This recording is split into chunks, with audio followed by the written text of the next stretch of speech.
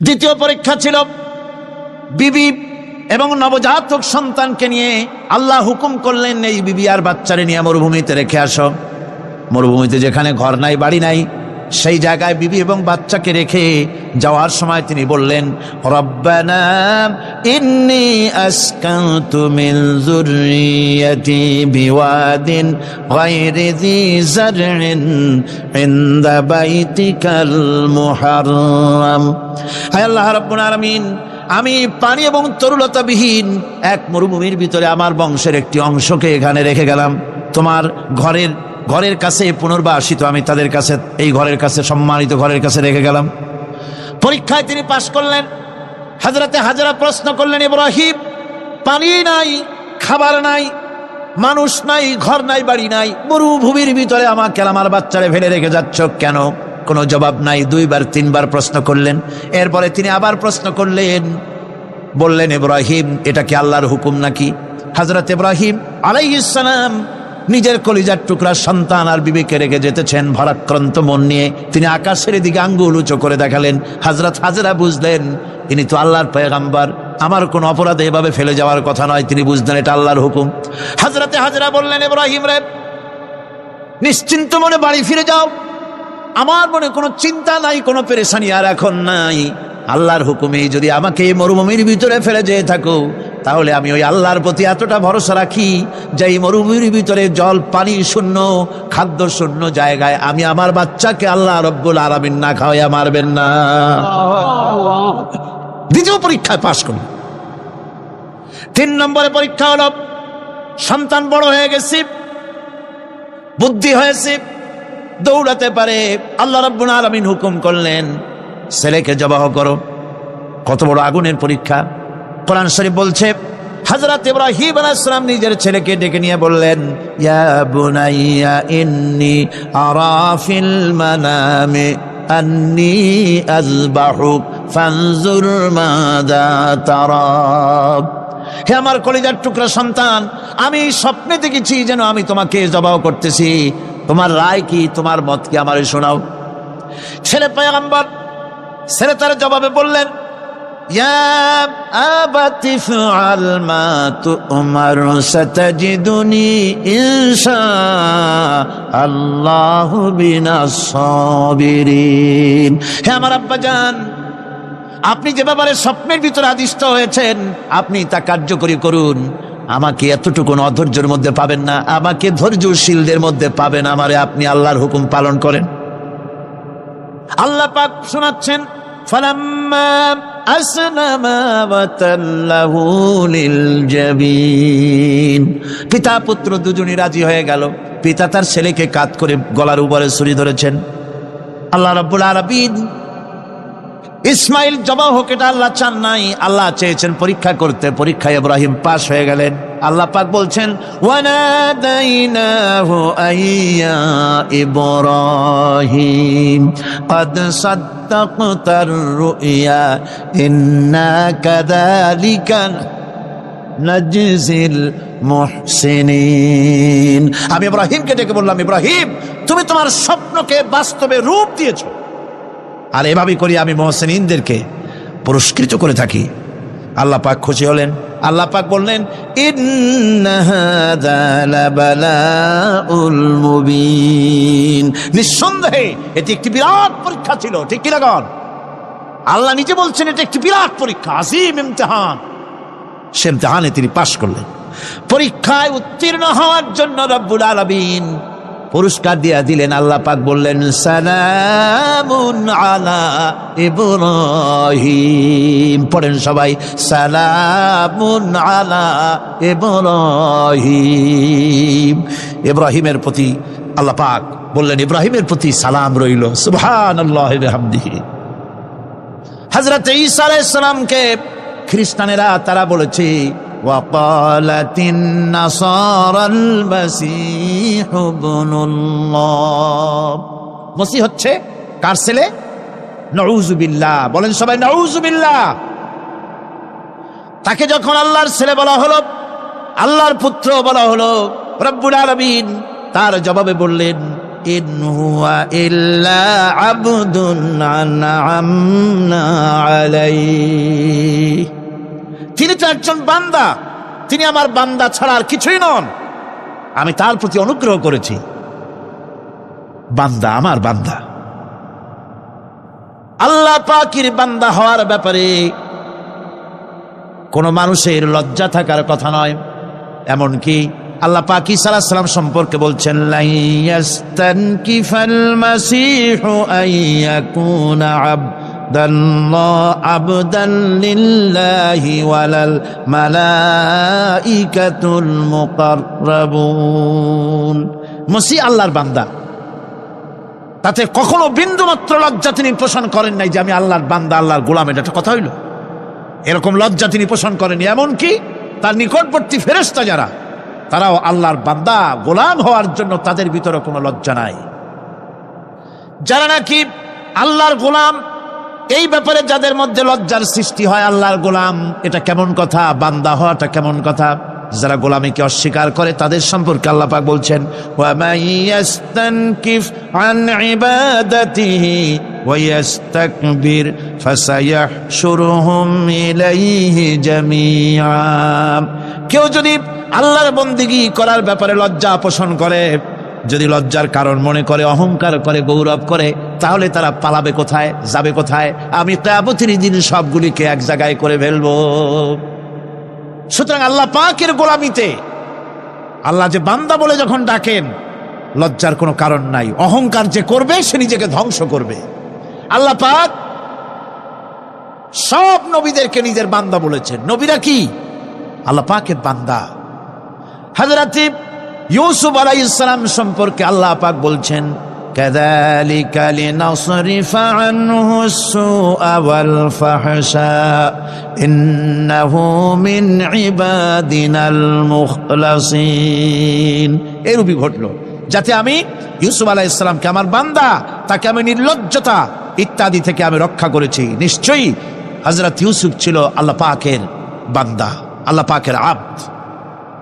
রাসূল করিম সাল্লাল্লাহু আলাইহি ওয়াসাল্লাম তিনি হচ্ছেন সর্বশ্রেষ্ঠ আল্লাহর পয়গম্বর। তার থেকে শ্রেষ্ঠ নবী আর কি কেউ আছে? জোরে বলেন, আছে? তার থেকে মাহবুব, তার থেকে শ্রেষ্ঠ আল্লাহর কাছে আর কেউ নাই। সেই নবীকে আল্লাহ রাব্বুল আলামিন কোরআনে কারীমের ভিতরে তাকে আব্দ বলেছেন। কি বলেছেন? অনেকগুলি আয়াত আছে যে আয়াতের ভিতরে আল্লাহ পাক তার নাম নেন নাই, নবী বলেন নাই, রাসূল বলেন নাই, শুধু বলেছেন আব্দ। যেমন ফাআওহা ইলা আবদিহি মা আওহা, অতঃপর তার বান্দার নিকট যা ওহী করার ছিল তা তিনি করলেন। সেই বান্দাকে মুহাম্মদ সাল্লাল্লাহু আলাইহি ওয়াসাল্লাম। অন্য আয়াতে আল্লাহ পাক বলছেন, ওয়া আন্নাহু লাম্মা কামা আবদুল্লাহি ইয়াদউহু কাদু ইয়াকুনুনা আলাইহি লিবাদা। আর এই আল্লাহর বান্দা যখন নামাজ পড়তে দাঁড়িয়ে গেল, আল্লাহকে ডাকার জন্য যখন দাঁড়ালো, তখন লোকেরা তার উপরে ঝাঁপিয়ে পড়ল। ঝাঁপিয়ে পড়ার জন্য প্রস্তুতি গ্রহণ করলো। এখানে আব বলা হয়েছে কাকে? মুহাম্মদ সাল্লাল্লাহু আলাইহি সাল্লামকে। এভাবে করে অন্য এক আয়াতে আল্লাহ পাক তার হাবিবকে আব বলছেন, বান্দা বলতেছেন, ইন কুনতুম ফি রাইবিম মিম্মা নাযালনা আলা আবদিনা।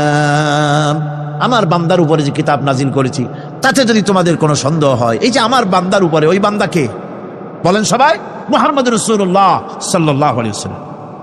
অন্য আয়াতে বলা হচ্ছে, তাবারাকাল্লাযী নাযালাল ফুরকানা আলা আবদিহি লিয়াকুনা লিল আলামিনা নাযীরা। অতীব বরকতপূর্ণ সেই মহান সত্তা যিনি তার বান্দার উপরে ফুরকান নাজিল করেছেন। কে সেই বান্দা? মুহাম্মদ সাল্লাল্লাহু আলাইহি ওয়াসাল্লাম। মেরাজের ঘটনা বলতে গিয়ে আল্লাহ রাব্বুল আলামিন বলতেছেন, সুবহানাল্লাযী আসরা বিআবদিহি লাইলাম মিনাল মাসজিদিল হারামি ইলাল মাসজিদিল আকসা। পবিত্র সেই মহান সত্তা যিনি তার বান্দাকে ইসরা করিয়েছেন। কে সেই বান্দা? মুহাম্মদ রাসূলুল্লাহ সাল্লাল্লাহু আলাইহি ওয়াসাল্লাম। সুতরাং আবদিয়ত, ইবাদত, গোলামি, এটা হচ্ছে মানুষের জীবনের সবচেয়ে বড় মর্যাদাকর খেতাব আল্লাহর পক্ষ থেকে আল্লাহর বান্দা হওয়া। গোলামি পরিপূর্ণরূপে হবে কেবলমাত্র আল্লাহ পাকের। এই গোলামির জন্যই আল্লাহ পাক আমাদেরকে সৃষ্টি করেছেন, অন্য কোনো কাজে আমাদেরকে সৃষ্টি করেন নাই। সেই জন্য আমাদেরকে গোলামি করতে হবে, আনুগত্য করতে হবে কেবলমাত্র কার বলুন তো?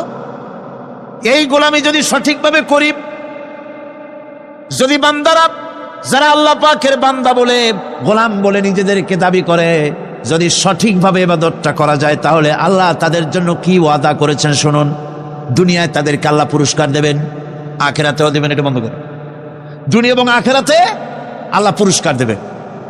সে পুরস্কারটা কি? দুনিয়ার পুরস্কারটা আগে শোনেন। আল্লাহ পাক বলেন, যারা আমার ইবাদত করবে তাদের ব্যাপারে আমার ওয়াদা শোনো। ওয়াদাল্লাহুল্লাযীনা আমানু ওয়া আমিলুস সালিহাতি লায়াস্তাখলিফান্নাহুম ফিল আরদি কামাস্তাখলাফাল্লাযীনা মিন ক্বাবলিহিম। তোমাদের মধ্যে যারা ঈমান এনেছে এবং সৎ কাজ করেছে, আল্লাহ রাব্বুল আলামিন তাদের ব্যাপারে আল্লাহর ওয়াদা হচ্ছে, আল্লাহর প্রতিজ্ঞা হচ্ছে, আল্লাহ ওয়াদা করতেছেন তাদেরকে জমিনের উপরে প্রতিষ্ঠিত করবেন। যেমন করে তোমাদের পূর্বপুরুষদেরকে প্রতিষ্ঠিত করা হয়েছিল, ওইভাবে তোমাদেরকে প্রতিষ্ঠিত করা হবে। সুবহানাল্লাহ। প্রতিষ্ঠিত করা হবে মানে রাষ্ট্র ক্ষমতা দেওয়া হবে। কি দেওয়া হবে? যদি গোলাম হও, যদি কি হও? গোলাম। আল্লাহ পাক বলছেন শুধু তাই নয়, আমি আমার দিনকে যারা প্রতিষ্ঠা করবে, আমার গোলামেরা যদি, আমার বান্দারা সঠিকভাবে যদি আমার গোলামি করে, ঈমান আনে, আমলে সালেহ করে, নেক কাজ করে, আমি তাদেরকে রাষ্ট্র প্রতিষ্ঠার সুযোগ করে দেব। আর তাদের জন্য ভীতির পরিবর্তে, সন্ত্রাসের পরিবর্তে শান্তি কায়েম করে দেব। সুবহানাল্লাহ। وَلَيُمَكِّنَنَّ لَهُمْ دِينَهُمُ الَّذِي ارْتَضَىٰ لَهُمْ وَلَيُبَدِّلَنَّهُمْ مِنْ خَوْفِهِمْ أَمْنًا। তাদের দিনকে তারা নিজেদের জন্য যা পছন্দ করেছে অবশ্যই তিনি তা কায়েম করে দিবেন, এবং সন্ত্রাস আর ভীতির পরিবর্তে আল্লাহ নিরাপত্তা দান করবেন। জোরে কোন সুবহানাল্লাহ। সন্ত্রাস বন্ধ হবে, চুরি, ডাকাতি, জেনা, ব্যভিচার সব বন্ধ হয়ে যাবে। তোমরা ক্ষমতায় থাকবে, তোমরা ডমিনেটেড হবে না, তোমরা ডমিনেট করবে, গোটা পৃথিবীকে শাসন করবে, শাসিত তোমরা হবে না। আর ভীতির পরিবর্তে নিরাপত্তা তোমরা লাভ করবে। কি করলে? ইয়াবুদুনানি লা ইউশরিকুনা বি শাইআ। সুতরাং তারা যেন আমার ইবাদত করে এবং আমার সঙ্গে যেন কাউকে শরীক না করে। আল্লাহ বলছেন, তোমরা যদি আমার সাথে শরীক না করো, ইবাদতের মধ্যে কাউকে যদি শরীক স্থাপন না করো, আর যদি তোমরা আমার ইবাদতটা সলিডভাবে আমার জন্যই করো, তাহলে রাষ্ট্র ক্ষমতা তোমাদের হাতে আসবে, সন্ত্রাস নির্মূল হবে, শান্তি প্রতিষ্ঠিত হবে।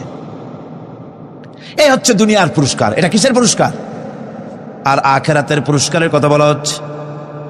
وَمَن يُطِعِ اللَّهَ وَرَسُولَهُ وَيَخْشَ اللَّهَ وَيَتَّقِهِ فَأُولَئِكَ هُمُ الْفَائِزُونَ। যে ব্যক্তি আল্লাহ এবং রাসূলের আনুগত্য করেছে, আল্লাহকে ভয় করে চলেছে, তার গজব থেকে বেঁচে রয়েছে, সেই হচ্ছে সফল কাম। সফল কাম মানে কি? কিয়ামতের দিন আল্লাহ পাক তাদেরকে জান্নাত দান করবেন। আল্লাহ পাক তাদেরকে কিয়ামতে কি দিবেন? জান্নাত দিবেন, চিরস্থায়ী শান্তির জায়গা, সেই জান্নাত লাভ করা যাবে।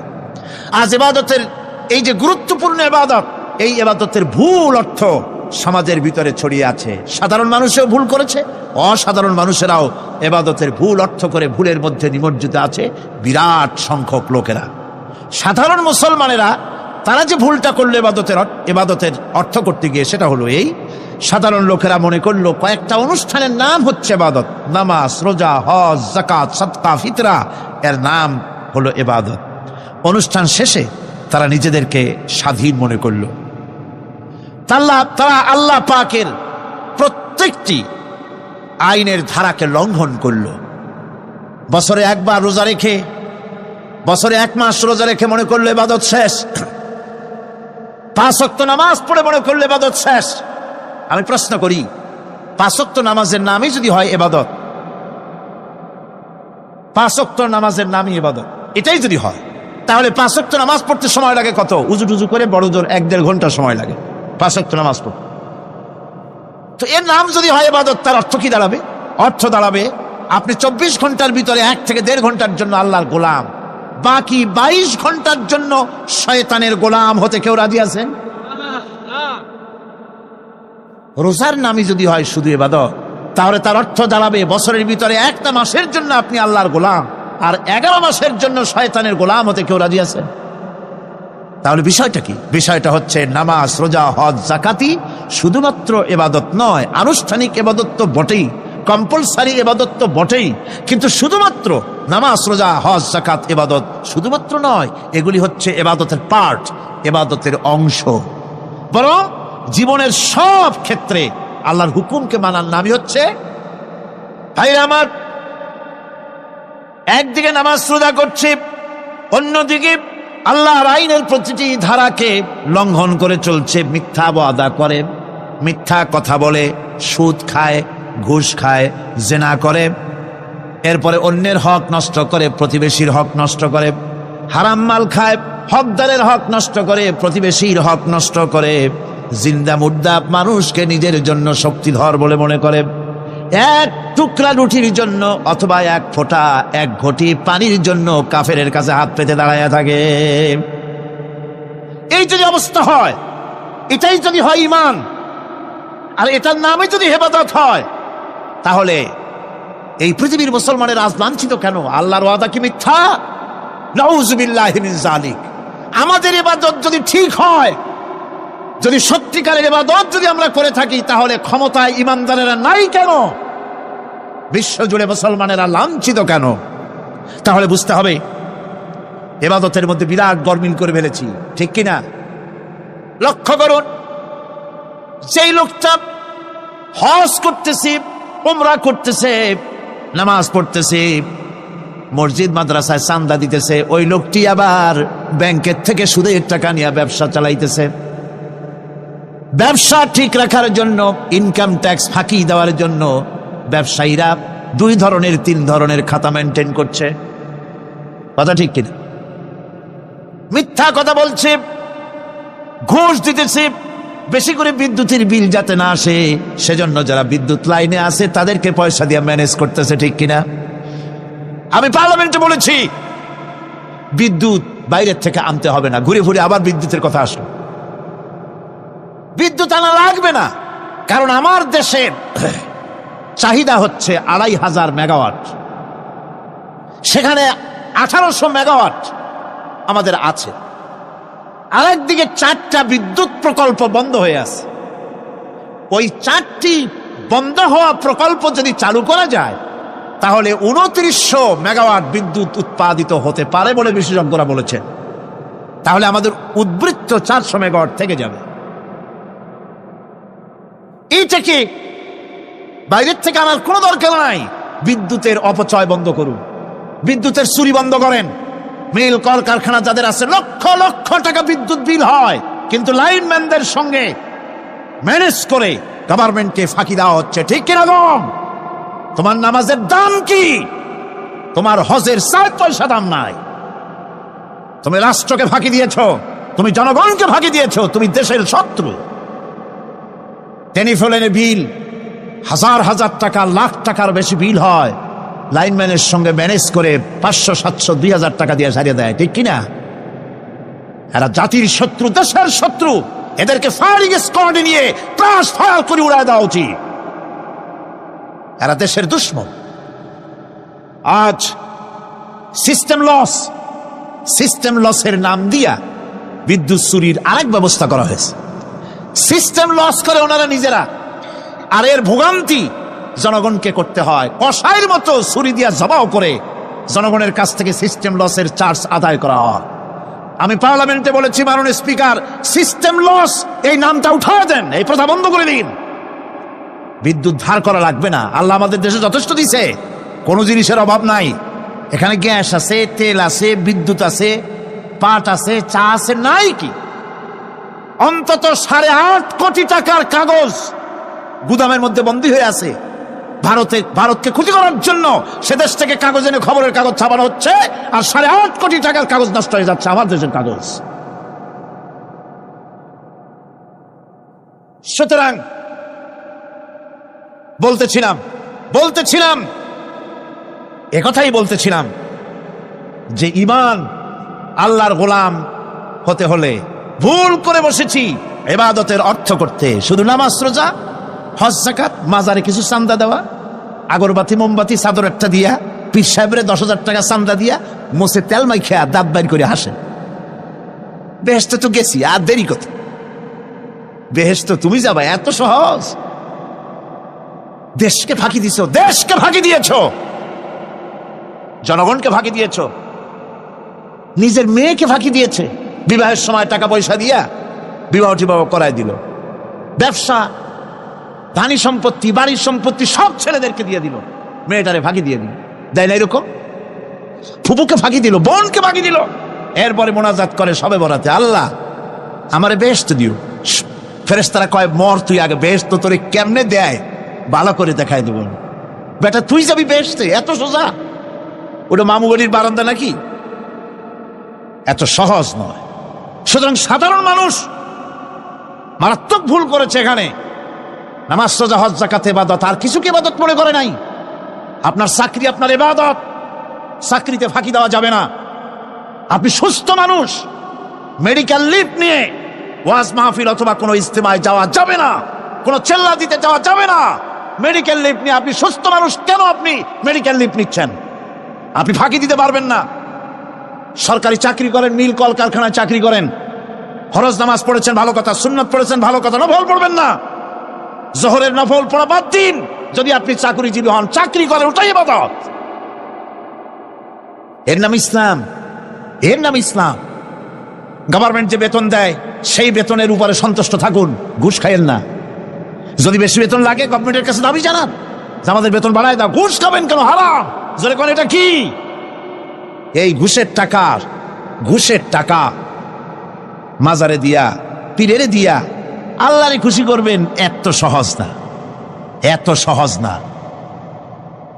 সেই জন্য আমি সব ভাইদের খেদমতে আরজ করব, ইবাদত হচ্ছে জীবনের সব ক্ষেত্রে গোলামি, সকল ক্ষেত্রে গোলামি। চাকরিতে, অফিসে, আদালতে, কলকারখানায়, ক্ষেত খামারে, পার্লামেন্টে, সেক্রেটারিয়েটে, সেনানিবাসে, স্কুলে, কলেজে, বিশ্ববিদ্যালয়, সর্বত্র গোলামি কার?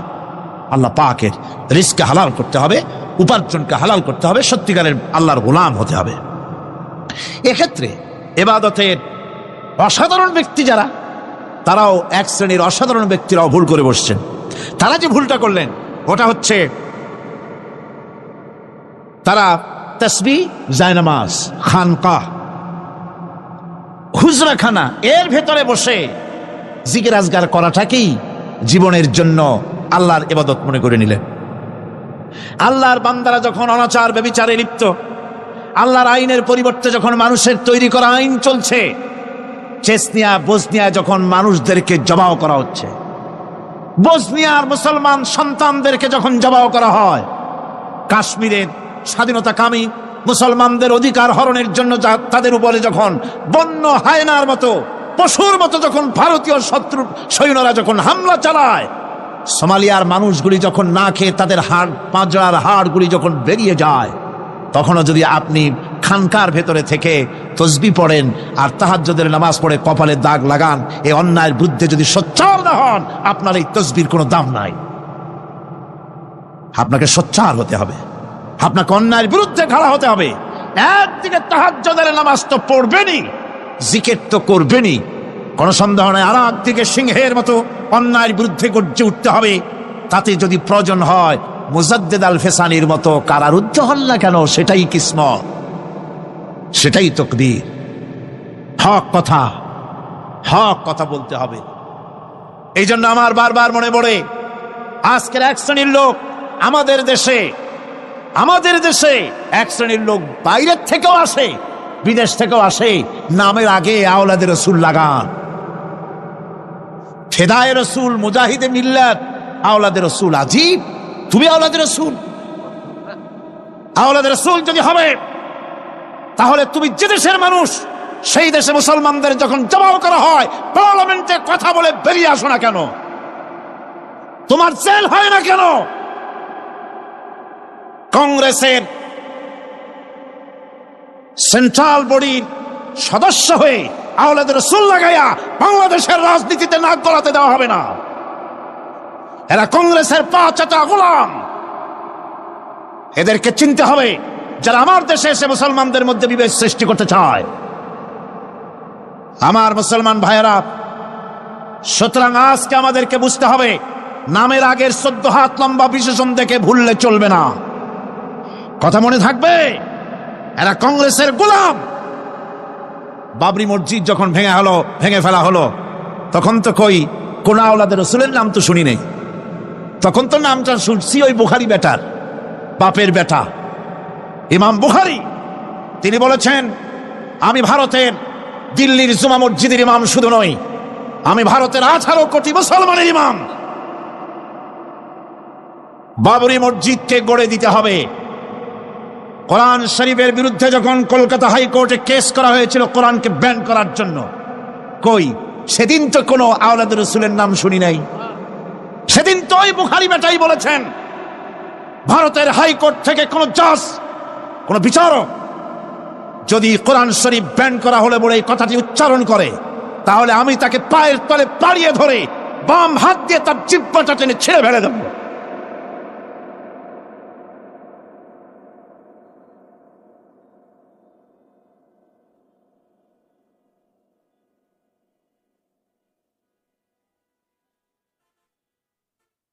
বন্ধুগণ, সুতরাং আমাদেরকে বুঝতে হবে, বসুন, বেয়াদবি করবেন না, বসেন। আমাদেরকে বুঝতে হবে, খানকায় শুধু জিকির আজগার করলেই চলবে না। হযরতে শাহজালাল রাহমাতুল্লাহ আলাইহি এক হাতে ছিল তরবারি, আর এক হাতে ছিল কোরআন। লড়াই করেছেন হযরতে শাহ মখদুম, হযরতে খান জাহান আলী, হযরতে খাজা মুঈনুদ্দিন চিশতি আজমেরি রহমতুল্লাহ আলাইহি, হযরতে মুজাদ্দিদ আল ফিসানি রহমতুল্লাহ আলাইহি। মুরিদের বাড়ি জম্মের খাওয়া খাইয়া পেটটা কুমিরের মতো বড় করে নাই। জেল খেটেছে হক কথা বলতে গিয়ে। বাপের বেটা হও, নিজের দেশে কথা কও। বাংলাদেশে এসে তারপরে জনগণের টাকা লুটপাট করার কাউকে অধিকার দেওয়া হবে না। আমার বন্ধুগণ, আল্লাহর ওলি যারা, তারা এভাবে করে জনগণের খেদমত করেছেন, কথা বলেছেন। সুতরাং শুধু জিকির আজগার করলেই হবে না, হক কথা বলতে হবে স্পষ্ট করে। এটাই হলো ইবাদতের হক আদায় হবে যদি সত্যিকারের হক কথা বলা যায়। অসাধারণ ব্যক্তিরা ময়দানে কথা বলবেন, হক কথা বলবেন, অন্যায়ের বিরুদ্ধে সোচ্চার হবেন। আর সাধারণ জনগণ কথা ও কাজের মিল করবেন, নামাজ রোজা হজ যাকাত করবেন যার কথা মতো, রাজনীতি অর্থনীতি সমাজনীতি করবেন সেই আল্লাহর কথা মতো। তাহলেই সত্যিকারের মুসলমান হওয়া যাবে। কথা বুঝে আসছে কিনা ভাই? কথা বুঝে আসছে কিনা? একটু জোরে সোরে জিকির করেন, লা ইলাহা ইল্লাল্লাহ, লা ইলাহা, লা ইলাহা ইল্লাল্লাহ। আরো জোরে,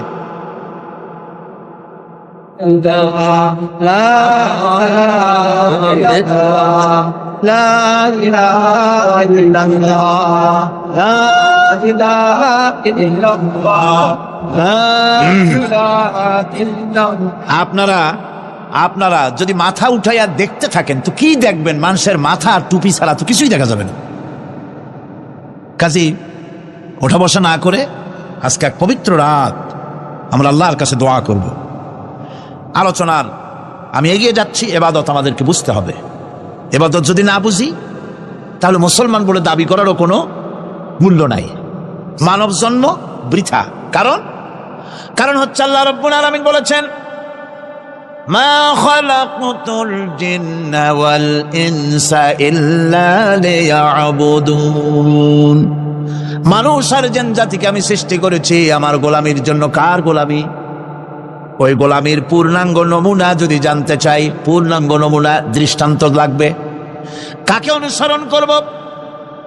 পূর্ণাঙ্গ ইবাদতের আল্লাহর গোলামীর পূর্ণাঙ্গ নমুনার জন্য কোরআনে কারিমে দৃষ্টান্ত সেট করা হয়েছে। হযরত ইব্রাহিম আলাইহিস সালামের আল্লাহ পাক বলেন, ইয ক্বালা লাহু রাব্বুহু আসলিম ক্বালা আসলামতু লিরাব্বিল আলামিন। তার অবস্থা এই ছিল, কার? ইব্রাহিম আলাইহিস সালামের। তার অবস্থা এই ছিল যে তার রব যখন তাকে বললেন আনুগত্যের মস্তককে অবনত করে দাও, তিনি বললেন আমি আমার বিশ্বপালকের সামনে মাথাটা নত করে দিলাম। সুবহানাল্লাহ, কোন শর্ত ছাড়াই মাথা নিচু করে দিলাম। এই পন্থায় তিনি যে পন্থাটা অবলম্বন করেছিলেন, এই পন্থায় চলার জন্য তার সন্তানদেরকেও তিনি হুকুম করেছিলেন। ووصى بها إبراهيم ببنيه ويعقوب يا بني إن الله اصطفى لكم الدين فلا تموتن إلا وأنتم مسلمون। ইয়াকুব এবং ইব্রাহিম আলাইহিস সালাম তার সন্তানদেরকে এই উপদেশ দিয়েছিলেন যে তিনি বলেছিলেন, হে আমার সন্তানেরা, আল্লাহ ছাড়া তোমাদের জন্য আল্লাহ পাক এই দ্বীনকে মনোনীত করেছেন। আল্লাহ পাকের আনুগত্য করবে, তার দ্বীনের প্রতি সারেন্ডার করবে। আর খবরদার মুসলমান না হয়ে যেন তোমরা মরে যেও না। মৃত্যু মুসলমান অবস্থায় থাকবে, অর্থাৎ মৃত্যু পর্যন্ত থাকবে কি অবস্থায়? মুসলমান অবস্থায়। أم كنتم شهداء إذ حضر يعقوب الموت إذ قال لبنيه ما تعبدون من بعدي। ইয়াকুব আলাইহিস সালাম তার মৃত্যুর সময় জিজ্ঞেস করেছিলেন, ও আমার সন্তানেরা, আমার মৃত্যুর পরে তোমরা কার ইবাদত করবে, তার কার গোলামি করবে? তারা জবাব দিলেন, قالوا نعبد إلهك وإله آبائك إبراهيم وإسماعيل وإسحاق إلها واحدا ونحن له মুসলিমুন। নিঃসন্দেহে আমরা ইবাদত করব, গোলামি করব আপনার রবের, আপনার পিতার রবের, এবং আল্লাহর ইবাদত করব। আপনিও আপনার পূর্বপুরুষ ইব্রাহিম ইসমাইল যে আল্লাহকে ইবাদত করেছে, সে আল্লাহ পাকের ইবাদত আমরা করব এবং তার অনুগত হয়ে থাকব। দাসত্ব এবং দাসত্বের গোলামীর পূর্ণাঙ্গ নমুনা হচ্ছেন হযরত ইব্রাহিম আলাইহিস সালাম। আল্লাহর গোটা জমিন যখন শিরকের অন্ধকারে ডুবে গিয়েছিল, তখন হযরত ইব্রাহিম আলাইহিস সালাম তাওহীদের আলো জ্বালিয়ে দিয়েছিলেন। এই নিবেদিতদের ইমাম হিসাবে আল্লাহ পাক তাকে ঘোষণা দিলেন। কোরআনে কারীম বলছে, وَإِذَا ابْتَلَى إِبْرَاهِيمَ رَبُّهُ بِكَلِمَاتٍ فَأَتَمَّهُنَّ قَالَ إِنِّي جَاعِلُكَ لِلنَّاسِ إِمَامًا। ইব্রাহিমকে তার রব কয়েকটি বাক্য দিয়ে পরীক্ষা করলেন এবং তিনি সেই পরীক্ষাগুলোতে পাশ করলেন। তখন আল্লাহ রাব্বুল আলামিন তাকে বললেন যে আমি তোমাকে গোটা বিশ্ব মানবতার জন্য, গোটা বিশ্বের সমস্ত মানুষের জন্য আমি তোমাকে নেতা বানাবো। সুবহানাল্লাহি ওয়া বিহামদিহি। প্রথম পরীক্ষা হলো, গতকাল বলেছি, সে আগুনের পরীক্ষা। সেখানে আল্লাহ পাক তাকে পাশ করালেন, তিনি পাশ করলেন। দ্বিতীয় পরীক্ষা ছিল বিবি এবং নবজাতক সন্তানকে নিয়ে আল্লাহ হুকুম করলেন, এই বিবি আর বাচ্চারে নিয়ে মরুভূমিতে রেখে আসো। মরুভূমিতে যেখানে ঘর নাই, বাড়ি নাই, সেই জায়গায় বিবি এবং বাচ্চাকে রেখে যাওয়ার সময় তিনি বললেন, রব্বানা ইন্নী আসকানতু মিন যুররিয়াতি বিওয়াদিন গায়রি যী যারইন ইনদা বাইতিকাল মুহাররাম। হায় আল্লাহ রাব্বুল আলামিন, আমি পানি এবং তরুলতাবিহীন এক মরুভূমির ভিতরে আমার বংশের একটি অংশকে এখানে রেখে গেলাম। তোমার ঘরের কাছে পুনর্বাসিত, আমি তাদের কাছে, এই ঘরের কাছে, সম্মানিত ঘরের কাছে রেখে গেলাম। পরীক্ষায় তিনি পাশ করলেন। হযরতে হাজরা প্রশ্ন করলেন, ইব্রাহিম, পানি নাই, খাবার নাই, মানুষ নাই, ঘর নাই, বাড়ি নাই, মরুভূমির ভিতরে আমাকে আমার বাচ্চারে ফেলে রেখে যাচ্ছ কেন? কোনো জবাব নাই। 2 বার 3 বার প্রশ্ন করলেন। এরপরে তিনি আবার প্রশ্ন করলেন, বললেন, ইব্রাহিম, এটা কি আল্লাহর হুকুম নাকি? হযরত ইব্রাহিম আলাইহিস সালাম নিজের কলিজার টুকরা সন্তান আর বিবিকে রেখে যেতেছেন ভারাক্রান্ত মন নিয়ে। তিনি আকাশের দিকে আঙ্গুল উঁচু করে দেখালেন। হযরত হাজরা বুঝলেন ইনি তো আল্লাহর পয়গম্বর, আমার কোন অপরাধে এভাবে ফেলে যাওয়ার কথা নয়। তিনি বুঝলেন এটা আল্লাহর হুকুম। হযরতে হাজরা বললেন, ইব্রাহিম রে, নিশ্চিন্ত মনে বাড়ি ফিরে যাও, আমার মনে কোনো চিন্তা নাই, কোনো পেরেশানি আর এখন নাই। আল্লাহর হুকুমে যদি আমাকে এই মরুভূমির ভিতরে ফেলে যেয়ে থাকো, তাহলে আমি ওই আল্লাহর প্রতি এতটা ভরসা রাখি যে এই মরুভূমির ভিতরে জল পানি শূন্য, খাদ্য শূন্য জায়গায় আমি আমার বাচ্চাকে আল্লাহ রব্বুল আলামিন না খাওয়াইয়া মারবেন না। দ্বিতীয় পরীক্ষায় পাশ করি। 3 নম্বরে পরীক্ষা হলো, সন্তান বড় হয়ে গেছে, বুদ্ধি হয়েছে, দৌড়াতে পারে। আল্লাহ রাব্বুল আলামিন হুকুম করলেন ছেলেকে জবাহ করো। কত বড় আগুনের পরীক্ষা! কোরআন শরীফ বলছে, হযরত ইব্রাহিম আলাইহিস সালাম নিজের ছেলেকে ডেকে নিয়ে বললেন, ইয়া বুনাইয়া ইন্নী আরা ফিল মানামি আন্নী আযবাহুক ফানজুর মাযা তারা। হে আমার কলিজার টুকরা সন্তান, আমি স্বপ্নে দেখেছি যেন আমি তোমাকে জবাহ করতেছি, তোমার রায় কি, তোমার মত কি, আমারে শোনাও। ছেলে পয়গম্বর, ছেলে তার জবাবে বললেন, ইয়া আবাতি ফাআল মা তু'মার সাতাজিদুনি ইনশাআল্লাহু বিনাস সাবিরিন। হে আমার আব্বাজান, আপনি যে ব্যাপারে স্বপ্নের ভিতরে আদিষ্ট হয়েছেন আপনি তা কার্যকরী করুন। আমাকে এতটুকু অধৈর্যের মধ্যে পাবেন না, আমাকে ধৈর্যশীলদের মধ্যে পাবেন। আমারে আপনি আল্লাহর হুকুম পালন করেন। আল্লাহ পাক শোনাচ্ছেন, ফালাম্মা আসলামা ওয়া তাল্লাহু লিল জাবিন। পিতা পুত্র দুজনই রাজি হয়ে গেল। পিতা তার ছেলেকে কাঁধ করে গলার উপরে ছুরি ধরেছেন। আল্লাহ রাব্বুল আলামিন ইসমাইল জবাহ হোক এটা আল্লাহ চান নাই, আল্লাহ চেয়েছেন পরীক্ষা করতে। পরীক্ষায় ইব্রাহিম পাশ হয়ে গেলেন। আল্লাহ পাক বলছেন, ওয়ানাদাইনাহু আইয়া ইব্রাহিম ক্বাদ সাদ্দাকতার রুইয়া ইন্না কাযালিকা নাজজিল মুহসিনিন। আমি ইব্রাহিমকে ডেকে বললাম, ইব্রাহিম, তুমি তোমার স্বপ্নকে বাস্তবে রূপ দিয়েছো, আর এভাবেই করি আমি মুহসিনিনদেরকে পুরস্কৃত করে থাকি। আল্লাহ পাক খুশি হলেন। আল্লাহ পাক বললেন, ইন্না হাযা লাবালাউল মুবিন। নিঃসন্দেহে এটি একটি বিরাট পরীক্ষা ছিল। ঠিক কি না? আল্লাহ নিজে বলছেন এটা একটি বিরাট পরীক্ষা, আযীম ইমতিহান। সে ইমতিহানে তিনি পাশ করলেন। পরীক্ষায় উত্তীর্ণ হওয়ার জন্য রব্বুল আলামিন পুরস্কার দিয়া দিলেন। আল্লাহ পাক বললেন, সালামুন আলা ইব্রাহিম। পড়েন সবাই, সালামুন আলা ইব্রাহিম। ইব্রাহিমের প্রতি আল্লাহ পাক বললেন, ইব্রাহিমের প্রতি সালাম রইল। সুবহানাল্লাহি ওয়া বিহামদিহি। ইবাদত এর আনুগত্যের এই উৎকৃষ্ট দৃষ্টান্ত স্থাপনের পর আল্লাহ পাক তার গোটা বিশ্বের মুসলমানদেরকে কিয়ামত পর্যন্ত ইব্রাহিম আলাইহিস সালামকে জাতির পিতা বানায়া দিলেন। সুবহানাল্লাহ। কইতে ইচ্ছা করে না? এরকমের পরীক্ষা কোন পিতারা দিতে পারছে নাকি? গোটা বিশ্বের সমস্ত মানব মণ্ডলীর জন্য আল্লাহ পাক ইব্রাহিম আলাইহিস সালামকে কিয়ামত পর্যন্ত জাতির পিতা হিসাবে ঘোষণা করেছেন। সুবহানাল্লাহ। মিল্লাতা বিকুম ইব্রাহিম হুয়া সাম্মাকুমুল মুসলিমিন। তোমরা তোমাদের পিতা ইব্রাহিমের মিল্লাতের উপরে প্রতিষ্ঠিত হও। আল্লাহ পাক বলছেন, তোমাদের পিতা ইব্রাহিমের মিল্লাতের উপরে প্রতিষ্ঠিত হও, আর আল্লাহই তোমাদের নাম রেখেছে মুসলমান। তোমরা হচ্ছে মুসলমান।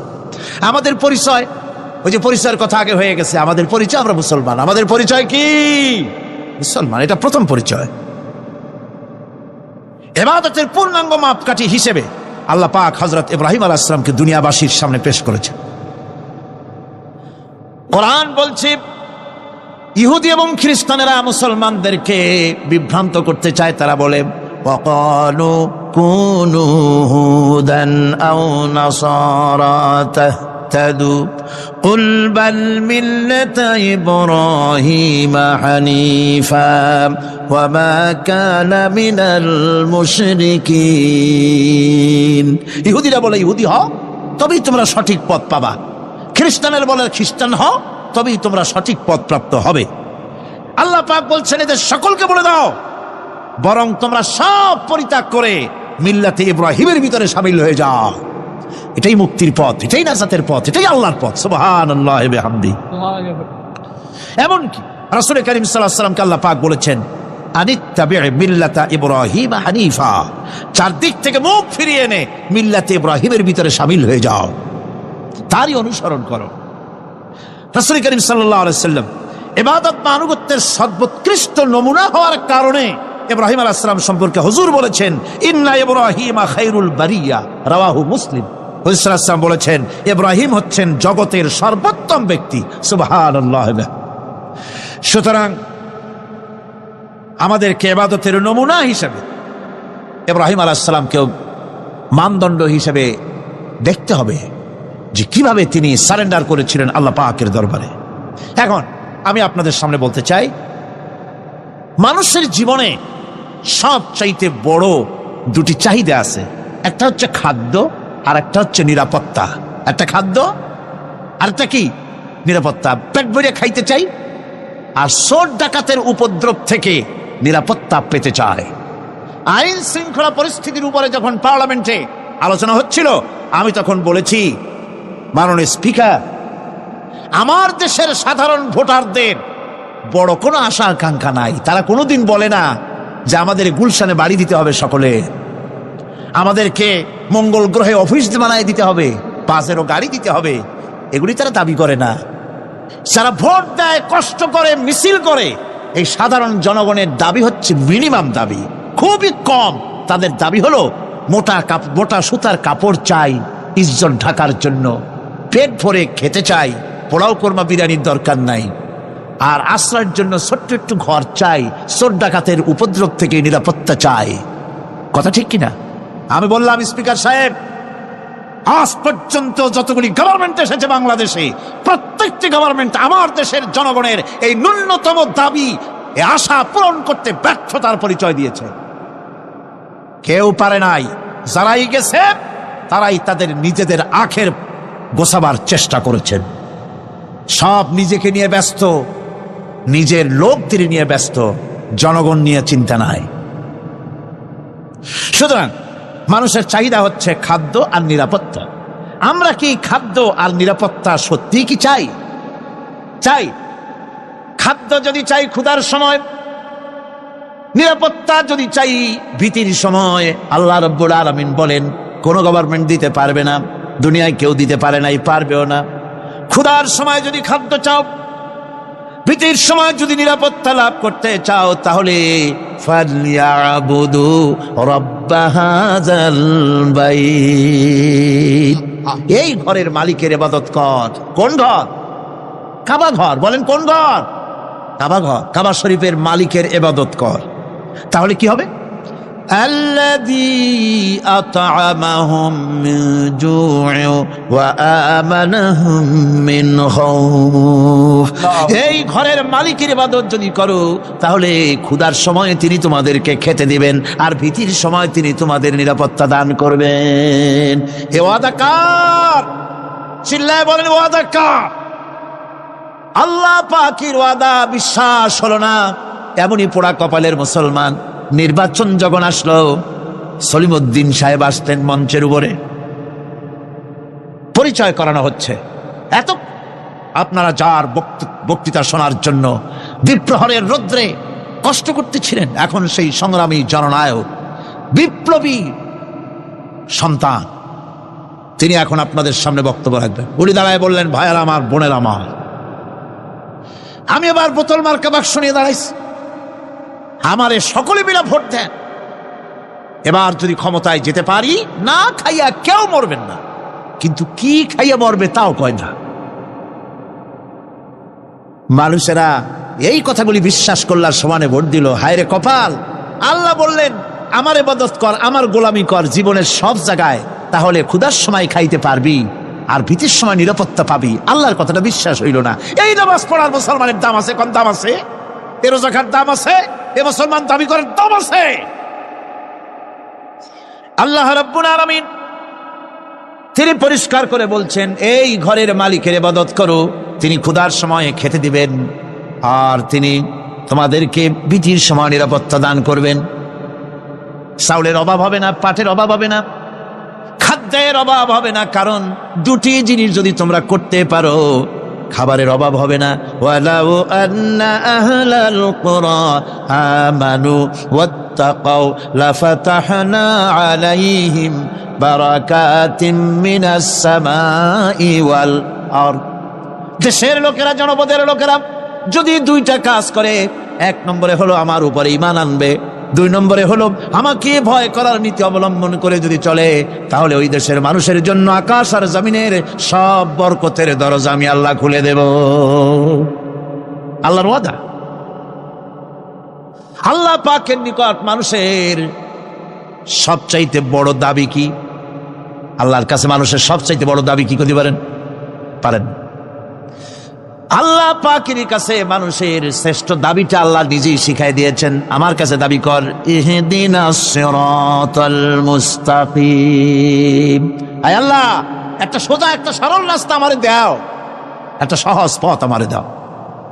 এই কথা সূরা ফাতিহা দাবি করার পর আল্লাহ রাব্বুল আলামিন এই অভিনন্দনের জবাবে, 7টা বাক্যের অভিনন্দনের জবাবে আল্লাহ রাব্বুল আলামিন 30 পারা কোরআন শরীফ নাজিল করে দিলেন।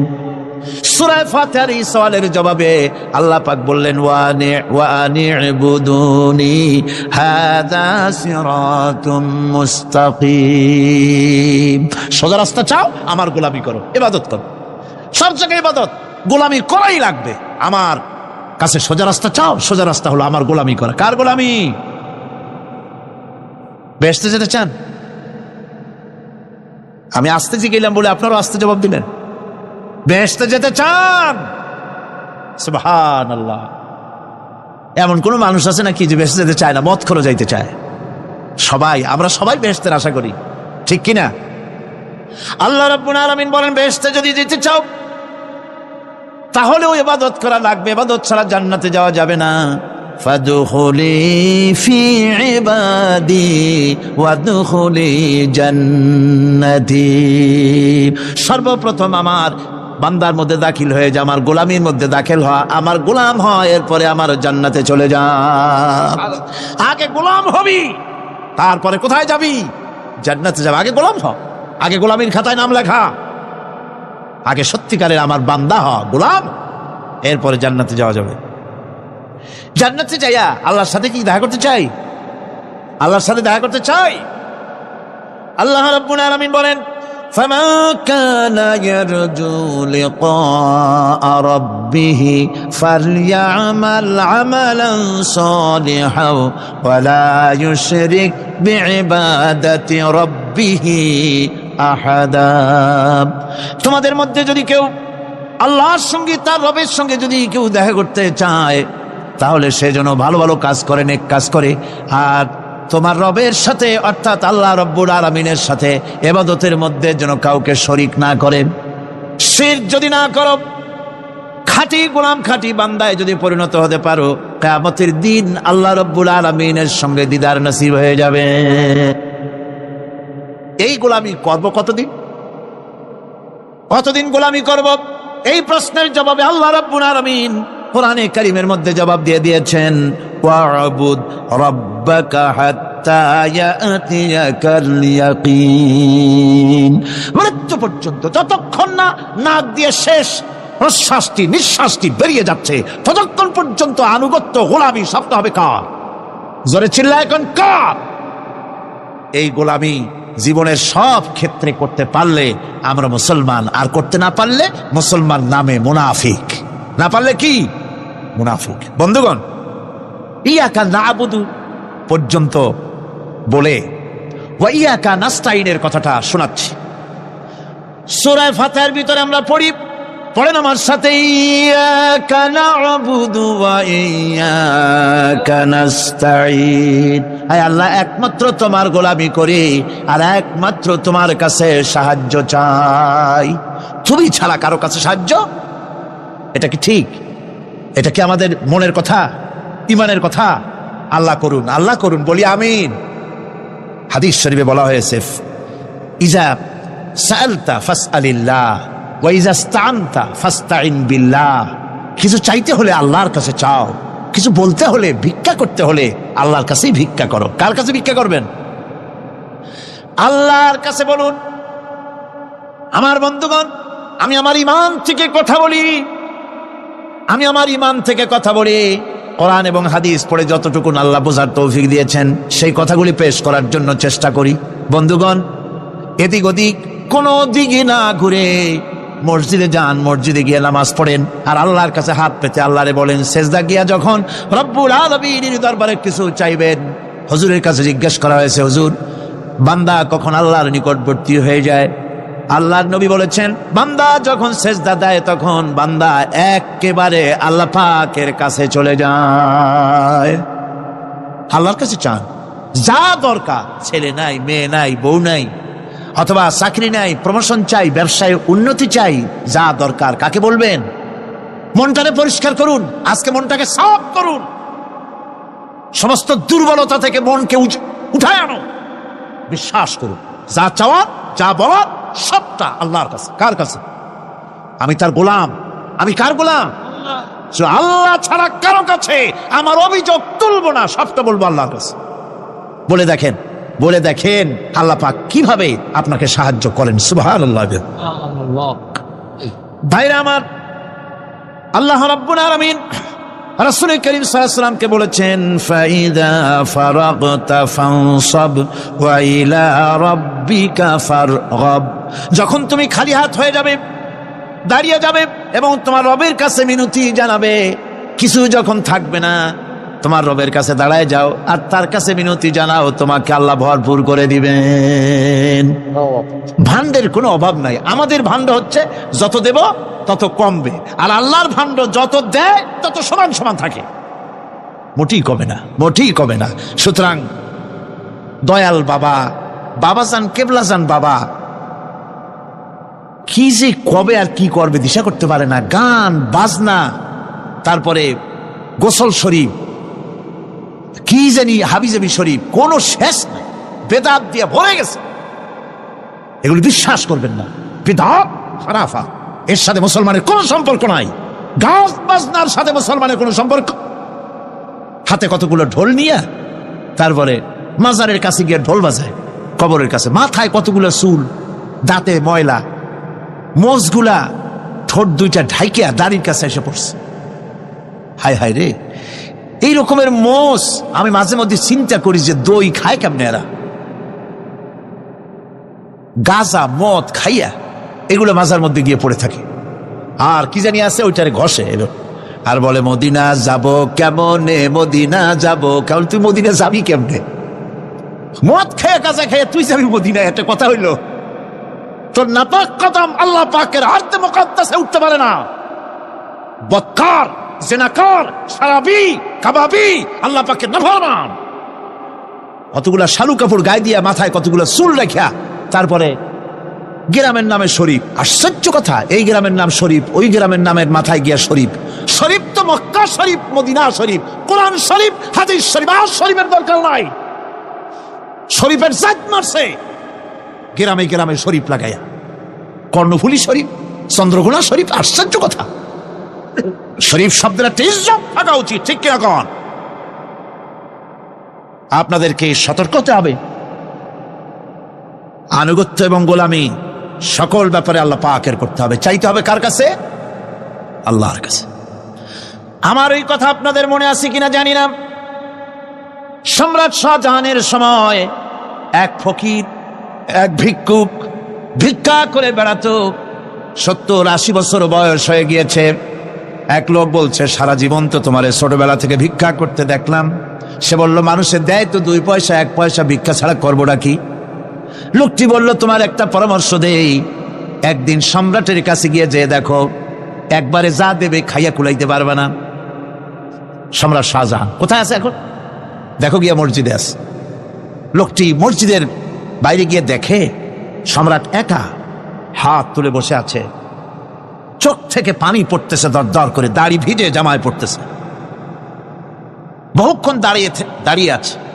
এরপরে সম্রাট তার মুনাজাত শেষ করে বেরিয়ে আসছেন, ফকিরের সঙ্গে দেখা। ফকির বলল, আসসালামু আলাইকুম। তিনি বললেন, ওয়ালাইকুম আসসালাম ওয়া রাহমাতুল্লাহ। ফকির রওনা করেছে। বাদশা বলছে, তুমি তো একজন ভিক্ষুক মানুষ বলি মনে হয়, আমার কাছে তো কেউ কিছু না চাইয়া যায় না, তুমি যে কিছু না চেয়েই চলে যাচ্ছ। ভিক্ষুক বলছে, জাহাপানা, সত্যি কিছু চাইতে এসেছিলাম আপনার কাছে, কিন্তু আপনার অবস্থা দেখে আমার জ্ঞানের চোখ খুলে গেছে। আমি দেখতে পেলাম আমি যে সম্রাটের কাছে ভিক্ষা চাইতে আসলাম, আমি তো শুধু তাকায় আছি, আমি তো কান্দি না, বরং আমি যার কাছে চাইতে এসেছি তিনি আমার চাইতে আরো নগণ্য ভিক্ষুকের মতো হয়ে কার কাছে যেন হাত পেতে চোখের পানি ফেলে কান্দে। মনে মনে ভাবলাম, সম্রাট কান্দে যে সম্রাটের কাছে, ওই আল্লাহ সারা জীবনে কারো কাছে কিছু চাইব না। আল্লাহর কাছে চাওয়ার অভ্যাস করুন, তিনি দিতে পারেন, সবকিছু তার আছে। এই বিশ্বাস মনের ভিতরে জমাতে হবে, তাহলেই সত্যিকারের মুসলমান আমরা হব। আল্লাহ পাক সত্যিকারের গোলাম আমাদেরকে বানাবেন, আমরা বলি আমিন। আজকে আমি বেশি কথা বলবো না, কারণ আজকে হলো পবিত্র এক রাত। অনেকে রোজা রেখেছেন, আবার সারা রাত অনেকে ইবাদত করবেন, সুতরাং সেই পথে আমি আর অন্তরায় সৃষ্টি করতে চাই না। আজকের মতো ইয়াকা নাবুদু ওয়া ইয়াকা নাস্তাইন আজকের মতো শেষ করা হলো। 2 দিন ধরে ইয়াকা নাবুদের উপরে, ইবাদতের উপরে 2 দিনে যে আলোচনা করলাম, আল্লাহ করালেন। আমি আশা করি ইবাদতের একটা ক্লিয়ার কনসেপশন আপনাদের তৈরি হওয়ার কথা ইনশাআল্লাহ। 3 বন্ধু সফর করতে করতে অনেক দূর পর্যন্ত পৌঁছে গিয়েছে, গভীর রজনী হয়ে গিয়েছে। 3 বন্ধু চিন্তা করলে এখন কোথায় যাব। হঠাৎ করে ঝড় তুফানের কবলে পড়েছে, জিন্দেগি যায় যায়, জীবন ধ্বংস হয়ে যায়, পৃথিবী উল্টে যায়, এমন ঝড় তুফান শুরু হয়ে গিয়েছে। 3 বন্ধু বাঁচবার জন্য বহুত পথ আর পদ্ধতি খুঁজলো, কোথাও পেল না। শেষ পর্যন্ত 3 বন্ধু মিলে পাহাড়ের উপরে একটা বিশাল গর্তের ভিতরে প্রবেশ করেছে। গর্তের ভিতরে যখন প্রবেশ করেছে নিজেকে বাঁচাবার জন্য, হঠাৎ করে পাহাড়ের উপর থেকে বিশাল বড় একটা পাথর এসে তাদের গর্তের মুখটাকে বন্ধ করে দিল। রাত কাটিয়ে দিয়েছে, ঝড় তুফান থেমে গিয়েছে। তারা যখন বের হবে, পৃথিবীর সঙ্গে তাদের কানেক্টিংটা ফেল হয়ে গিয়েছে, কানেকশন হয় না। এমন গর্তে ঢুকেছে, পৃথিবীতে কি ঘটতেছে তারা বলতে পারে না, কারণ বিশাল বড় পাথর তাদের গর্তের মুখটাকে বন্ধ করে দিল। 3 বন্ধু মিলে একসাথে ধাক্কা দিতে লাগলো। প্রত্যেকটা মানুষের শরীরের লোমকূপের গোড়া থেকে ঘাম বের হয়ে গিয়েছে, কিন্তু সরিষার দানা পরিমাণ ওই পাথরটাকে নড়ানো যায় নাই। আল্লাহ রব্বুল ইজ্জতুল জালালের পরীক্ষা তাদের জন্য মুত্তাসিল হয়ে গেল। রব এইভাবে মানুষের দিলের পরীক্ষা নিয়ে থাকে।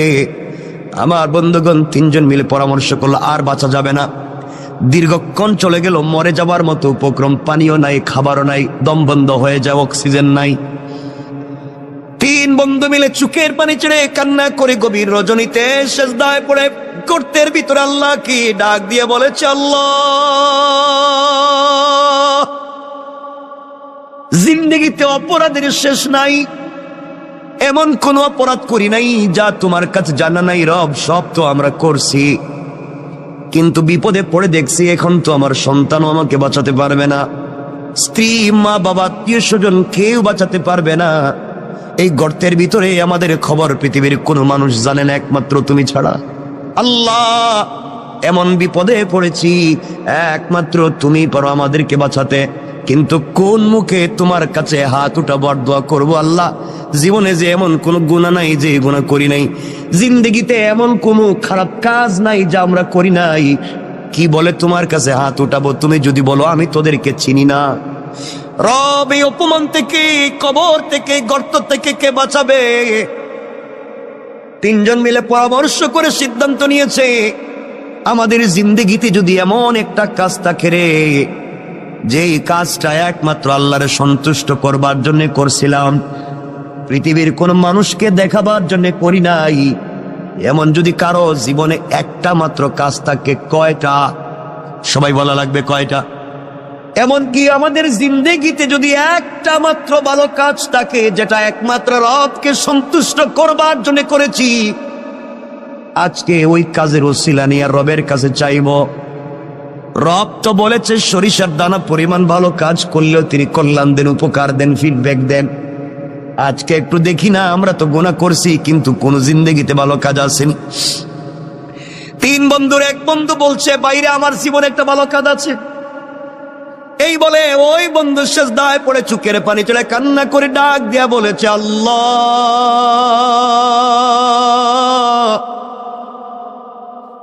আমার জিন্দেগিতে একটা ভালো কাজের কথা আমার মনে পড়েছে। রব, আমার মন বলছে এই কাজটা একমাত্র তোমার জন্য আমি করছি, পৃথিবীর কেউ আমাকে বাধা দিতে পারবে না। আয় আল্লাহ, আমার চাচাতো বোন যাকে আমি প্রাপ্ত বয়স্ক হওয়া থেকে যার পিছনে লেগে আছি, যাকে একটা বার স্পর্শ করতে চাই, একটা বার আলিঙ্গন করতে চাই, আমি তার সঙ্গে জেনা করতে চাই, মেলামেশা করতে চাই, তার মতো সুন্দরী মেয়ে আর নাই। কিন্তু আল্লাহ, কোনোদিন তাকে আমার ভাগে নিয়ে আসতে পারলাম না, কোনোভাবে কথা বলে ফুসলাতে পারলাম না। আমার ওই চাচাতো বোনের বিয়ে হয়ে গিয়েছে। বিয়ে হয়ে যাওয়ার পরে, তার স্বামীর বাড়িতে যাওয়ার পরে কিছুদিন পরে তার কি একটা বিপদ হয়েছে, তার সন্তান একটা হয়েছে, কিন্তু আমার মাথা থেকে তার চিন্তা যায় নাই। আমি তখনও সুযোগ খুঁজছিলাম, বোনকে যদি কোনোভাবে পাই তার সঙ্গে জেনা করব। আল্লাহ, বোন আমার কাছে কিছু ঋণের জন্য আসছিল। আমি বলছি, বোন রে, তুই যখন আমার কাছে ঋণ চাইছ, যা চাইবে তাই দিব, ঋণ না একেবারেই দিব। বিনিময়ে তোমার কাছ থেকে আমি পার্সোনাল কিছু সময় চাই, পার্সোনাল টাইম চাই। তুমি কি আমাকে একাকিত্বে নির্জনে আমাকে সময় দিতে পারবা? আয় আল্লাহ তাআলা, আমার বোন দেখেছে এই পৃথিবীতে এই মুহূর্তে টাকা ছাড়া তার সন্তান বাঁচবে না, তার পরিবার চলবে না। সে টাকার জন্য রাজি হয়ে গিয়েছে, আমি তাকে টাকা দিয়ে দিয়েছি। আয় আল্লাহ, আমি নির্ধারিত সময় আর দিন বলে দিলাম। নির্ধারিত সময়ে যখন সে যে ঘর বলেছে, আমি এই ঘরে পৌঁছে গেলাম। আমি ঘরের ভিতরে গিয়ে দেখি আমার বোন চোখের পানি ছেড়ে ছেড়ে কান্না করে আল্লাহরে বলছে, আল্লাহ, পুরা জিন্দগি সতীত্বের হেফাজত করেছি, পুরা জিন্দগি নিজের চরিত্রের হেফাজত করেছি। আল্লাহ, আজ না আমি বড় বিপদগ্রস্ত। আল্লাহ, কিছু ঋণ আনবার কারণে ও আমার সাথে জেনা করতে চায়, কুকর্মগুলাকে দূর করে তোমার দ্বীনের বুঝ দিতে। আল্লাহ, তার ভিতরে কি তোমার ভয় ঢুকাইয়া দিতে পারো না? আমি ঘরের ভিতরে গিয়ে আমার বোনের হাত ধরেছি। বোন ডাক দিয়া বলছে, বাইরে তোর ভিতরে কি আল্লাহর ভয় নাই? আল্লাহর কাছে ফিরে যাওয়ার কি তোমার ভয় নাই? রব বলেছে, ওয়াত্তাকু, ভয় করো ওই দিনকে, ইয়াওমান তুরজাউনা ফীহি ইলাল্লাহ, ভয় করো ওই দিনকে যেই দিন আমার কাছে তোমাকে ফিরে আসা লাগবে, ওই দিন তোমার হিসাব তোমাকে দেওয়া লাগবে। ও ভাই, তোর ভিতরে কি ভয় নাই? রব বলে দিয়েছে, ওই দিন যে অপকর্ম করবে, দুনিয়ার জমিনে যে গুনাহ করবে, কিয়ামতের দিনে আল্লাহ তার আমলনামা তার হাতে সোজা সোজা দিবেন না, হাতটাকে বুকের ভিতরে ঢুকাইয়া ভেঙ্গে পিছন দিকে দিবেন। আর ফেরেশতাদেরকে বলবেন, গোলামের হাতে তার কিতাব আমলনামাটা দিয়ে দাও। আল্লাহ বলবেন, ইকরা কিতাবাকা কাফা বিনাফসিকাল ইয়াওমা আলাইকা হাসিবা। বান্দারে, জীবনে যা করছো গোলাম, চলার পথে যা করছে, যে তোমার হাতে ধরাইয়া দিলাম, তুমি পড়ো। এমন সময় ফেরেশতারা বলবে, আল্লাহ, ওর মুখটা চোখটা তো সামনের দিকে, ওর হাত যে বুকের ভিতরে ঢুকাইয়া পিছন দিকে বের করলেন, আমলনামা তো পিছনে দিলেন, চেহারা সামন দিকে, আমলনামা পিছন দিকে, ও কেমনে দেখবে? আল্লাহ, আমলনামাকে ঘুরাইয়া সামনে নিয়ে আসবো। ও আবার ভাই, তুই শুন, আল্লাহ ডাক দিয়া বলবে, না না, ওর আমলনামার সামনে আনা যাবে না, আমলনামার সামনে দেওয়া যাবে না। ফেরেশতারা বলবে, আল্লাহ, তাইলে আমলনামা পড়বে কেমনে? আল্লাহ বলবেন, শোনো ফেরেশতারা, ওর ঘাড়টারে মটকাইয়া দাও, ওর ঘাড়টারে মটকাইয়া পিছন দিকে করে দাও, চিৎকার করে যেন কানতে থাকে, চিৎকার করতে থাকে। ভাইরে, তোর হাতটা বুকের ভিতরে ঢুকাইয়া পিছন দিকে বের করা হবে। তোমার ঘাড়কে মটকাইয়া দেওয়া হবে। এরপর আল্লাহ বলবেন খুযূহু ফাগুল্লুহু সুম্মাল জাহিমা সাল্লুহু। ওরে ধরো রে, ভালো করে ধরো, আর জাহান্নামের গরম শিকল দিয়া হাত পায়ে দড়ি লাগাও, অপমানিত গোলামের ন্যায় টেনে টেনে জাহান্নামে নিয়ে যাও। কেন রে ভাই তুই এই গুনার কাজ করে আমার সঙ্গে এত অপরাধ করবি? কেন রে ভাই তুই জাহান্নামের আগুনে জ্বলবি? ভাই তোর মনে কি আল্লাহর ভয় নাই? তোমার মনে কি জাহান্নামে যাওয়ার ভয় নাই? তোমার মনে কি আল্লাহর সামনে দাঁড়াবার ভয় নাই? তুমি কেমনে আমার সঙ্গে ওই নাফরমানি করবা?